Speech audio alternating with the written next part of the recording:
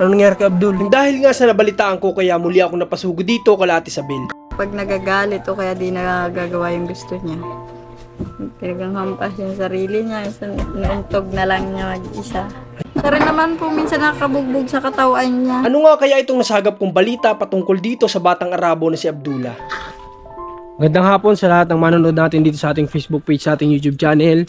Ngayong araw, andito kami kala Abdullah, ang batang anak ng Arabo.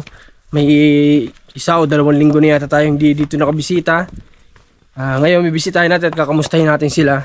Dahil nung nakaraan nga, ang nagpunta dito ay si Ran, siya kasi commander, at may nabalitaan akong tungkol kay Abdul. Kaya bibisitahin po natin ngayong araw, samahan niyo po kami. Grabe. Ganda ng ano dito ngayon. Maganda ang daan dito ngayon kasi mainit ang panahon.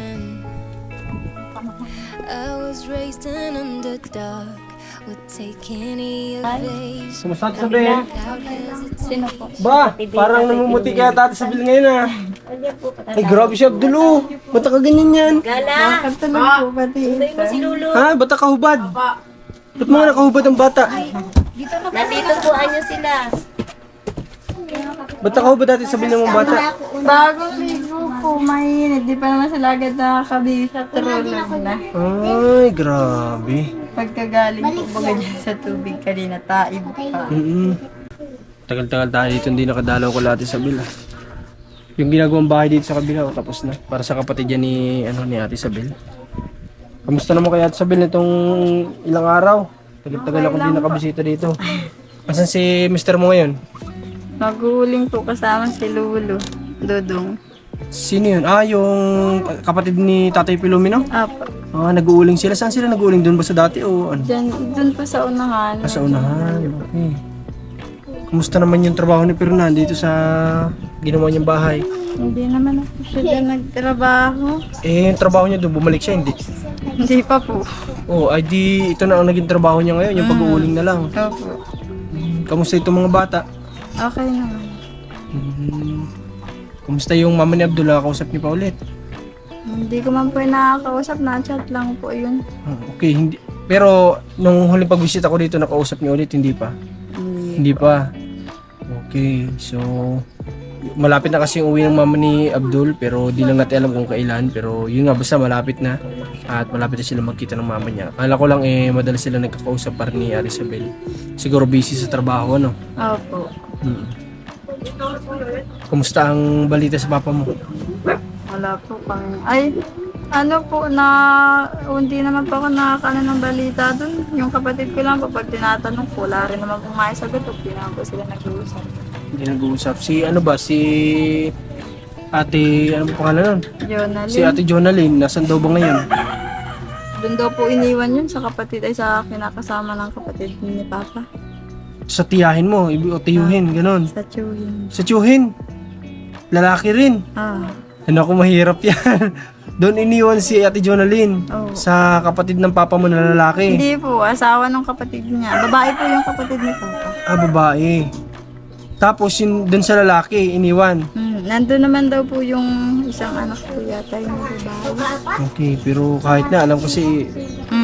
paisip ako kasi alam niyo naman, ganun nga yung gawain natin Jonalyn. Baka mamaya, okay pa ba yung, yung mag-asawa? Ewan ko po, wala din pa akong Hindi, ibig sabihin ko yung kapatid ng papa mo, tapos yung asawa niya, okay pa ba? Ano po, hindi ko lang po sigurado kung parang hiwalay din po yata. Okay, so wag naman sana, magkamali naman sana yung iniisip natin. Kasi nadala lang tayo kasi nga sa dami ng ginawa natin Jonalyn na gano'n na pangyayari. Medyo parang nagkakaroon na tayo ng traumatized na baka maulit na naman yun. Okay, sana wag na, no? Alam mo ba Ate Isabel na pinupuntahan namin yung mga anak niya? Opo, nabanggit pa sa akin natin. Tiyatsagaan namin kahit na malayo sa Thailand na Malayo na nga. pinupuntahan namin para lang kahit paano matulungan yung mga bata kasi nakita namin sitwasyon liliit pa. Buti nga po, maganda na yung katawan ng bunso eh. Nung makasabayan po namin yun ni Bullet, talagang kasi pasok na po siya sa malnourished. buti nga ngayon okay yung katawan, di ba? Nagtaba po siya. Okay, tapos na pala yung nyo. Yung saan ang pintuan yung kwarto ninyo na yan? Dun sa may kabila doon? Dito lang po, sa may nito. Okay. Ayun po yung pinasok niya. Ang kulang lang May bintana yan, wala. Hindi pa po nagawa. Hindi pa nagawa. Si Payat na lang naman po gumawa. Ayan. Marunong pala si Fernan magpanday, ano? Marunong naman po siya. Kasi po di po ba nung pagsabi niyo gawin ni Kuya Bong, hindi ko na nga po sana pagagawa ng kwarto. Papartitionan ko na lang po sana talaga siya. Maliit na po baga sana. Eh, sabi po ni Payat, gawa na lang daw po. Kwarto na lang gagawin niya. Ako siya, si Payat na lang din po nagawa. So, marunong din pala si Fernan. May alam si Fernan sa pagko-construction, pagpapanday, ano? Si Fernan ba may experience ba yan sa Construction. Kaya pala may alam si Fernan sa mga gawain din ng ganyan, ano? May skill din po yata yan. Ha? Parang may skill din po siya. May skill din sa ganyan. Okay. So, may nabalitaan ako nung nakaraan kasi pumunta daw dito sila Commander. Nakita daw nila si Abdul parang pumayat. Bakit? Ano nangyari? Ano nangyari kay Abdul? Wala naman po. Sa likod na lang po siguro. Bira na po kasi talaga siyang Hindi siya kayang sawayin ng walang nakikitang pamalo. Kasi Kailangan may dala kang stick. nung last time medyo busy kasi tayo nun. Pupunta din nga dito sila Commander. Sabi nila medyo napansin nila kay Abdul. Sabi kasi kinumusta ko. Sabi ko kamusta si Abdul? Ano nakita nyo? Sabi nga daw pumayat. Medyo lubog yung pisngi. Hindi kagaya dati na talagang medyo matamlay. Kaya sabi ko napaisip ako na sabi ko bibisitahin ko si Abdul para makita ko naman yung sitwasyon ng bata. Pumayat nga po siya. Masyado po kasi ang likod niya. Mga gasgas na Yung naman. mga gasgas na naman. Hindi po kasi talaga siya napayag na siya lang nandito sa loob. Tapos yung iba dyan sa labas. Iyak na ang iyak. Eh di inaya na lang din dito po maglaro sa labas paghapon. Kamusta naman yung pagtuloy nyo dito Ate Isabel? May problema ba kayo dito? Wala naman. Wala naman. Yung nasita sa inyo dito, wala naman na. Wala na. Wala na, okay naman. Okay, sige, good news yun. Na at least may freedom na sila dito sa pagtira nila dito. Dito sa paligid nyo, kumusta? Wala naman. Wala naman. Hindi kagaya nung mga parang previous na pagpunta-punta namin dito, parang yung bago-bago pa lang, di ba? Parang medyo merong hindi magandang So, ngayon wala na. ngayon okay na. Si ate, hindi nandito, nasaan na? Nag-alis din po ba gayon agad? Hindi na siya bumalik pa ulit. Hindi na. Okay, kasi Pero yung maawi man din daw po yun. Hindi ko lang pala kung kailan naririnig ko lang po. Maawi din daw po yun. uuwi din dito. Yung mama mo pala, kamusta? Hindi ko nga po matatawagin. Parang balita ko, uuwi dito. Sabi nga daw po niya, pag siya daw ay nakaipon ng konti, tsaka makakuha daw po siya ng pamasahe na uuwi. Sabi sa akin natin sa Bill, ano yung kinikita mo sa Bill tungkol sa mga bata? Naglakad lang po sila. Galing sa school. Papa. Naglakad lang daw yung mga kapatid natin sa Bill galing sa school. Yung school dito, Ate Isabel, gaano kalayo? Oras din po pag sila mga bata Maglalakad? Opo. Papasok pa lang yun. Opo. Halimbawa, maglalakad papasok, oras na yun. Oras din po nila nilalakad, mabagal lang. Grabe, Lalo po yung kinder namin, di naman po pwedeng patakbin ng patakbin. Tapos yung pabalik oras din yun, ang bibilangin. Grabe, yung mga bata talagang nagsasakripisyo sila para lang makapag-aral, makapagtapos din. Kaya nakakabilib ka. So naawa ko sa mga bata, tinitingnan ko kasi lumalaki sila nang wala man lang nanay na nakikita. Dito lang sila at Sabel, sa mga kapatid. Buti nga daw, sabi na at Sabel, hindi na umiiyak yung bunso nila kasi dati laging umiiyak kasi nga walang nanay, walang tatay. Alsabel, sa pag-alaga mo, since ikaw yung nag-aalaga kay Abdul, ano yung napansin mo na attitude niya na kung baga may mga anak ka, yung pinagkaiba nila ng anak mo tapos ni Abdul, ano yung attitude na napapansin mo sa kanya? Ano po? Yung mahilig niya saktan yung sarili niya. Lagi niya pong pag nagagalit o kaya di nagagawa yung gusto niya. Talagang hampas yung sarili niya. Inuuntog na lang niya mag-isa. Ay, ganun. Kapag ganun natin sabil yung nangyayari na nakikita niyo yung ginagawa ni Abdul, anong ginagawa niyo naman? Ginagalitan ko na lang po para tumigil. At pag hindi mo po siya pinagalitan o kaya sinusuyo din siya, lalo po siyang nag-inarte. Ay, ganun. Lalo nagpapasaway. Itong attitude na ito ni Abdul na lumalabas na ganyan, simula pa ba ito noong mag 1 year old siya o ngayon lang lumabas ito na 2 years old siya? Ngayon na lang po. Nung 1 year old po siya, hindi naman niya nauntog yung sarili niya o kaya di naman siya barabasang na dapa o na basta na lang nahiga. Hindi man po siya ganyan noon. Pero kumbaga nandun yung medyo makulit din, Opo, pero yung kakulitan hindi po ganyan. talaga. Hindi po, ano siya. Noon po kasi dati, nung 1 year old pa lang siya, hindi ko po siya masyadong ano. Pag siya, pag hindi nasusunod yung gusto, naiyak lang. Tapos naupo lang siya. Ngayon, parang naglalangoy kahit sa Ay, lupa. ganun. So, ibig Basta sabihin, lang po nadapa. ang nakikita nga namin dito sa sinasabi natin sa Bel, ang na-adapt ni Abdul na attitude yung sa papa niya na Arabo, kasi sa tagal din namin, sa ilang taon namin sa abroad, sa mga bata na nakita namin doon, talagang gantong-ganto din na once na may hindi sila makuha na gusto, sasaktan nila yung sarili nila, ganyan. So yun yung nakuha siguro ni Abdul na ugali. Pero ano naman yung magandang ugali na nakikita mo kay Abdul? Ano po siya, mabait naman po siya, tsaka malambing. Malambing po Malambing. yan. Kahit po sila, hindi naman po baga nawawala yung pag-aaway ng mga bata. Pagkakatapos po nila mag-aaway, nakita mo po yung nakayakap. Yayakapin niya yung yung mga kalaro, yung mga Yung maliliit po. maliliit na bata na nakaaway niya, Lahat po yayakapin yan. niya rin. Tapos hindi po siya madamot. Ang ano ko lang po talaga sa kanya at yung sarili niya na nabubugbog. Siya rin naman po minsan nakabugbog sa katawan niya. Parang manhid nga po, hindi siya marunong Masaktan o okay. halimbawa po, pinalo mo siya. Hindi naman po ako napalo ng malakas talaga. Pero inaano ko po siyang masaktan siya kahit konti para po baga nagkakaroon siya ng takot. Kaso pag napalo ko siya ng ganun, iiyak po siya. Pero pag talikod mo, andyan na naman, tuwan-tuwa naman. Gagawin niya na naman yun kung ano yung ginawa niya na Kaya minsan nakakasakit sa kanya, gagawin niya ulit. kaya po minsan ako na lang yung naalis at ayoko nga po magampalo. Eh di naalis na lang ako. Nasabi ako, bantayan niyo na lang magbigyan at yan. Kulit sabi ko niyan. Grabe. Ako na lang po naalis dyan at ikaw na nga lang din po siguro magsasawa ng palo. Kung mahilig ka magpalo, baka ikaw na lang din po magsawa. Talagang kumbaga manhid yung katawan ni Abdul. Ganun-ganunin lang niya yan. Pero tinamaan. Grabe Tapos talaga. pag lumayo ka na po at nagtalikod ka na, anda na naman siya. Ganun Minsan na naman ang naghahabol pa gagawin. sa iyo. Tapos marunong siya manusot. Pag pinagalitan mo siya, kahit galit-galit ka na, pag wala siyang nakitang pamalo. Susuting ka pa, habulin ka pa. Grabe, iba talaga yung Iba po yung lahi ng Arabo, ganyan talaga. Pero ikaw, Ate Isabel, halimbawa na lang, dumating yung mama ni Abdul at ikaw na rin nagsabi na sanay talaga siya sa abroad, di possible na sa iyo pa rin yan. Maiwan kapag babalik siya doon. Handa ka naman sa responsibility sa paglaki ni Wala naman kung ibang mag-ano yan. Pag dito din po niya sa amin iniwan, wala naman po siyang ibang pag-iwanan. pero handa ka. Nananahan ko na lang din po. Nalagaan na rin naman po namin. Kumbaga nandiyan na din naman, nakasama niyo na, minahal niyo na. Di hanggang sa paglaki, no? Kasi kaya Ate Isabel kasi nang galing na sanay na yung mama ni Abdul na talagang aalis, kumikita ng pera. So possible kung umuwi mo siya dito, alis at alis pa rin po yan. At si Abdul, matik dito may iwan niyang kalat sa bil pa rin. So kapag lumaki si Abdul, alam ko kasi ang attitude din ng mga Arabo, pero sana sa paglaki ni Abdul, since si Ate Isabel yung nag-aalaga, sana ma-adapt ni Abdul yung ugali ng Pinoy, di ba?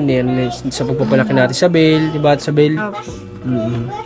Kasi alam ko, hindi naman sa nag-aano tayo, pero alam ko na sa mga nasa abroad, may mga nagtatrabaho sa bahay, may mga alagang bata. Alam ko po na alam nyo kung ano din yung karaniwan na attitude talaga ng mga batang Arabo. Okay. So ngayon Ate Isabel, nagbisita lang ako dito kasi nga gusto kong kamustahin din kayo at si Abdul kasi nga doon sa nabanggit sa akin nila Commander. Kaya nga lang ayoko namang abalahin yung bata kasi natutulog. Ganito na lang Ate Isabel. Bigyan ko kayo ng konting pang-allowance niyo, no? Para po nang sa ganun kahit paano may pambili po kayo. Bigyan natin sila Ate Isabel. Natin kung may pera pa tayo dito. Meron pa. Isabel, yan mo. Ha? Bili kayo ng pwede nyo makain, ano? At si Perna naman sa ngayon ay nagtatrabaho po dito, nag-uuling sila. At may trabaho naman si Pernan, kaso nga lang nagpaalam muna, ano? Okay. Sana makabalik po si Pernan dun kapag di ba? Kasi parang ang tagal na. Matagal na nga po, parang 4 months na din yata siyang Sana makabalik po si Pernan kung sakali man, ano? Hindi ko rin po kasi siya basta-bastang mapaalis at nagsisimula na namang magkasakit yung maliliit ko. Wala po akong basta-basta po pag nakakasama. Ikaw naman Ate Isabel, alam ko mahirap sa'yo na ang daming bata. Hirap po talaga. Pero ano yung pwede mo Ate Isabel sa aming ma-share sa dinadanas mong pag-aalaga sa mga bata? Ano yung pwede mo sa aming ikwento? Ano po, sa pag-alaga po ng bata, tiyagaan po talaga, tsaka mahabang pasensya kailangan para po sa mga bata. Hindi naman po kasi pwedeng pag sinabing nag-alaga ka, kailangan lahat dadaanin mo dun sa, hindi porket ikaw yung matanda, lahat ikaw yung masusunod. Minsan po talaga na nasunod rin ako sa mga bata kasi hindi naman po pwedeng lahat bawalan, hindi po naman sila nakakapag-intindi. Pinagpapasensyahan ko na lang po. Maganda yung sinabi natin Isabel. Tsaka yan, dyan ako naniniwala na hindi lahat ng ahead sa atin ay tama palagi. Di ba Isabel? Kagaya Ate Isabel na nanggaling bilang ate, bilang nanay sa mga bata na ito, sa kanya nanggaling na hindi niya inilulugar yung sarili niya na siya yung ahead, siya palagi yung tama, siya palagi masusunod. Minsan pakinggan din natin yung mga nakakabata sa atin. Totoo po yun. Kaya marami na mga magulang, di naman sa tayo, pero sa mga magulang, sa mga ate, kuya, na ang tingin nila ay sa bawat sasabihin nila, sa bawat naisip nila sila ay tama. Minsan po ay kung sino po yung mas nakakabata sa atin, sila pa yung minsan may tama na ibibigay na opinion, at minsan tayo nagkakamali rin. Kaya sabi nga walang perfectong tao, di ba? Wala naman talagang perfectong tao. Talagang minsan kahit matanda tayo, nagkakamali tayo, minsan yung bata sila pa yung mas tama. So yun, talagang wag nating ilagay yung sarili natin na tayo lagi yung masunod at saka yung laging tama nga. Diba Isabel? Okay. So bilib ako doon kay Ate Isabel sa sinabi niya na yun. At si Perna naman bilang tatay, kumusta naman? Okay naman. Na rin. Nakakapag-alaga din naman po siya. Tapos, ganun din po siya pag, nasa lugar lang din po pag talagang alam niya hindi na lang po niya pinipilit. Kasi ang inaisip ko po kasi kapag pinilit ng bata, hindi pa naman po masyadong, yung kompleto yung pag-iisip niya. Hindi pa na-develop talaga. Opo, baka magka-mental breakdown lang. Galing na Ate Isabel. Pero si Fernan bilang parang tatay na din kasi siya ni Abdul. Apo, sa lahat na rin po kasi dito. Sa lahat na. Tatay, kuya. Kuya. Sa bilang kay Abdul naman tayo, bilang tatay na rin siya ni Abdul. Kumusta yung pakikitungo niya kay Abdul? Okay naman po. Mahal din naman po yan. Pantay-pantay naman po yung pagtingin niya sa mga yun. Pag may mali po si Bullet, inaano niya na lang din po. Tinatama. Tapos pinapaintindi na lang din po.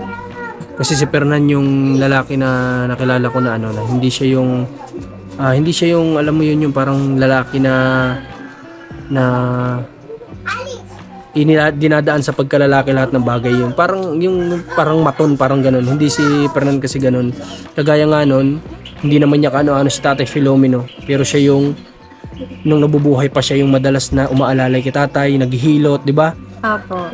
Kung lalaki na alam mo yun yung parang maton, bahala ka dyan, bakit, bakit, di ba yung mga ganung bagay, pero si Fernan po ay hindi ganun. Kaya nakita ko naman na talagang, kung iba-iba nga lang, siguro, sasabihin na lang ni Fernan, ibalik mo na yun sa nanay niya, di ba?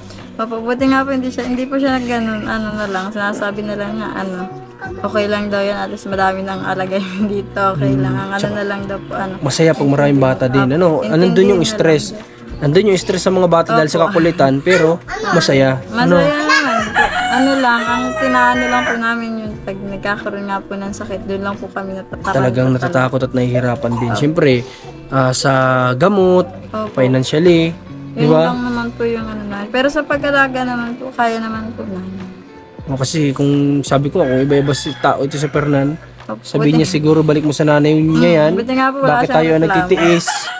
Ang dami-dami na natin dito, di ba? Pero wala kayong maririnig sa kanya na gano'n. Hindi magreklamo po sa akin, hindi nagreklamo. Kahit po sa mga kapatid ko, kung tutuusin, dapat po talaga may sarili na kami. Oo, kasi may sarili na kayo binubuong pamilya, di ba?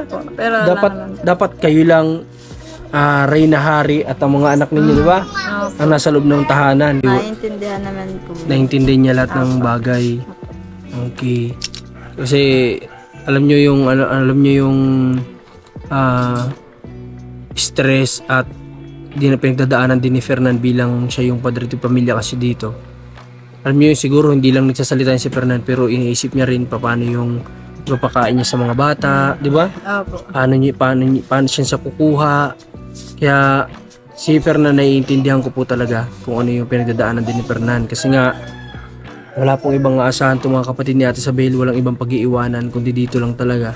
Kasi kung ako siguro ang Mr. Ate Isabel, talagang gugustuhin ko, nakabukod kami. Gusto ko kami lang.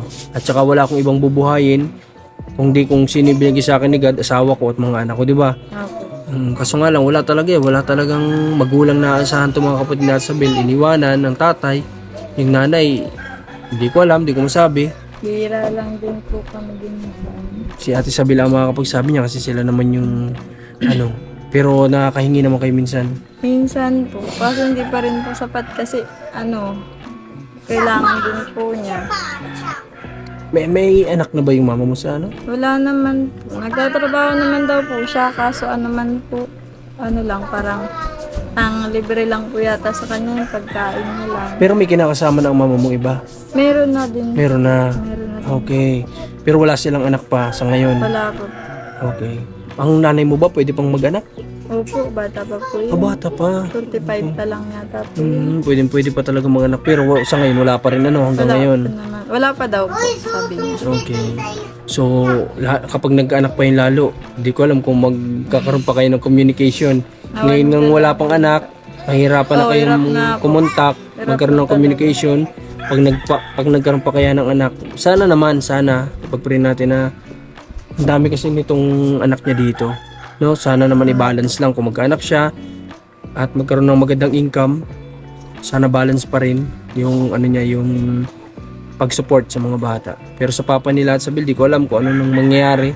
Wala po talaga. Kung dadating pa ba yung araw na uuwi dito. Sabi po nung kapatid ko, uwian daw po baga ako dito pag may sakit na, paalaga daw po sa akin. Ay, nagsabi siya ng ganun. Sabi po doon sa kapatid ko daw. Uuwi daw siya dito kapag may sakit na. Ewan ko lang po, nasa kapatid ko na yun. Sabi daw po ay. Para sa tatay po na Atsabel, ang galing kapag ganun. Pero para naman kay Atsabel, alam ko tatanggapin niya na Atsabel kasi tatay niya pa rin po yan ay. Aalagaan at aalagaan niya na Atsabel. Kaya nga lang, sa papa ni Atsabel, sana naman, wag naman sanang ganun yung marinig, di ba? Kaya nga po. Maganda naman sana na marinig. Di ba sana sabihin na lang na uwi, ay wag na lang uuwi ako para bawa na lang mag-sorry sa anak ko, ano man. Makahingi ng paumanin sa mga nangyari. Mas maganda pa sana ganun yung narinig. Di ba, Ate Isabel? Malabo po yata yun. Galit daw sa akin yun ay. Ganun. Galit daw po. Naburyong na nga din po yung kapatid kong isa. Bakit sa iyo pa, Ate Isabel, nagalit? Imbis na ikaw ngayon magalit. Ano daw, yung sa issue po nila mama, sabi po niya ay ang kinukwento daw po dun ay matagal ko na daw po palang alam na si mama ay may asawa, di ko daw po sinasabi. Yung unang pagpunta pa lang daw po ninyo dito. Wala rin naman nga po akong alam nun. Ang alam ko lang po ay magkaaway lang sila. Di ko nga po alam na hiwalay sila. Ayun daw po ang pinagang ulit-ulit dun. Kaya tuloy ako naiinis din. At naalis-alis na yung inis ko kahit ganyan yung ginagawa niya. Di siya nagsusuporta. Kasi ganun-ganun pa siya dun. Ganun yung sinasabi niya. Parang sinisiraan ka ganun. Opo. Tapos, hindi ko naman kasalanan yun. Ako na lang lagi sinisisi nila. Sa pangyayari na yun, di ba? Sila naman na may problema doon. Sila mag-asawa, di ba? Sila ang hindi nagkaintindihan, sila yung nagkaroon ng problema. Opo. At mama mo yung may kagustuhan na mag-asawa ng iba. Ba't sa iyo yung sisi, di ba? Sisi nga pa. Kahit na pag-uwi nandito, sinisisi ako. Di ko na po binantayan yung nanay ko. Taga-tutusin, may sarili na ako. May anak na nga din ako. Babantay pa ba ako nun? Tsaka malaki na yung nanay ko. Alam mo yung tama at mali. Ang dami mo na ngayon nasikaso, babantayan mo pa ba naman yun, di ba? Pinabayaan ko daw ay, ang magagawa ko ay matigas din ang ulo. Di marunong magsunod. Anak lang naman ako. Buti man lang kung yung utak nung nakatatanda, kaparehas ng nakababatang nakakaintindi. Minsan yung iba po bagang lalo pag magulang ka, ang laging naiisip ng iba, di naman po sa ang lagi nilang inisip sila yung tama lagi. Yan nga yung sasabi ko, may mga magulang kasi na ganyan na Akala nila, Opo. sila yung magulang. Magulang mo ko, anak lang kita. Sumunod ka sa akin. Tama itong ginagawa ko, di ba? Anak pala, Oh, may anak ganun. lang kita. Wala kang karapatan, o ay di, ano pa mga Ayun yung isa sa pumaano malaking dyan. mali ng ibang mga magulang na hindi porke nanay, tama palagi, no? Opo. Minsan matuto din tayo makinig sa mga sinasabi ng mga anak natin. Yun po yung ano, yun yung isa sa hinihingi ko sana sa kanilang dalawa. Pag naman sana nilang isipin yung sarili lagi nila na tama po sila lagi. Sana pakinggan naman nila yung sinasabi ng ano, anak nila na mas bata. Kasi kahit sabihin po nila nakakaintindi sila, dun pa lang po sa punto na ginagawa nila kung talaga nakakaintindi po sila. Alam nila kung ano dapat ang gawin nila dun. Pero wala naman po silang ano, pinagpipilitan pa rin nila sa sarili nila na sila pa rin yung tama. Iba naman tong story kasi ng buhay na to nila at Isabel compare din sa iba nating tinutulungan. Itong kanila talagang broken talaga, as in broken family talaga. Walang nanay, walang tatay. Kumbaga may tatay na nga lang natira, iniwan pa. So, lahat ng responsibilities na kay Ate Isabel. Ilang nga ulit kayo magkakapatid? Ano po, 13. Grabe. 13 ilan itong nandito sa iyo? Ay, ano na lang po pala kami. 12 po kaming magkakasama. 12 kayo. Dito? Ay, dito po kasama lahat po, pati yung maliit na yan.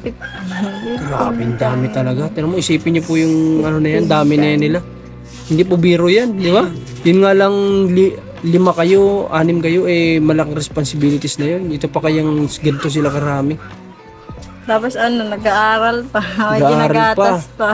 May ginagatas pa. Buti pa lang Hindi ko nga alam lahat kung ng saan sila pagkain humugot ng ng lakas ng loob para harapin tong responsibilities na to. Silang dalawa ni Fernando dito yung talagang nagiging haligi na nagpapatibay dito sa mga bata na to. Silang dalawa lang ni Fernando talaga. Kasi wala na, kapag bumigay itong mag-asawa, wala na itong mga bata na to. Baka maging palaboy po ito, wala na silang pang kakapitan na matibay-tibay. Buti matibay itong mag-asawa, kaya ayun, patuloy silang lumalaban sa buhay. Grabe yung buhay ninyo, Ate Isabel. Story ng buhay ninyo, kaya bilib ako sa asawa mo rin. Basta dapat lagi ka lang full support sa asawa mo, no? Baka inaaway mo pa si Fernan. Ano pa? Pag nawawalan kami ng gatas o kaya bigas yan. Dyan. Naaway ka na ako minsan. Pero nakikita mo namang gumagawa naman siya ng paraan. Talagang Ano kapos at naman kapos po, lang din. Talagang wala lang po talaga kaming mami. Kapag kumikilos naman si Fernand, di naman tumitigil gumagawa Ano ng naman po? paraan. Okay naman. Huwag mo siyang awayin, ano? Oo. Para na sa ganun na hindi rin lalong matuliro yung utak niya, makapokus siya sa kung paano gagawa ng paraan, ano? Kasi ang lalaki ganyan, iisipin kung anong paraan yung magagawa dito sa problema na to. Bukas problema natin, bigas pang ulam, iisipin yan kung paano masusolusyonan yun, di ba? Okay. Kung awayin mo pa, mabuburi yung lalo yung mga auto-focus siya sa pwedeng naiisip niya na solusyon, no? Apo. Okay. So ngayong araw mga kalingap, wala, hindi ko sa inyo may papakita sa Abdul, ubod-ubad. Kasi nga daw medyo mainit. Pero sana sa sundat sa bulog nung ngayon nakubod baka mampasangin yung mga bata. No? Apo. Kahit nakasando lang, o naka-brief, at least presko na rin yun. Ano? Apo. Okay. So maraming salamat ulit sa lahat ng sumuporta dito ko lahat sa Bell, sa lahat ng nanood simula sa buhay nila, sa nag-abang.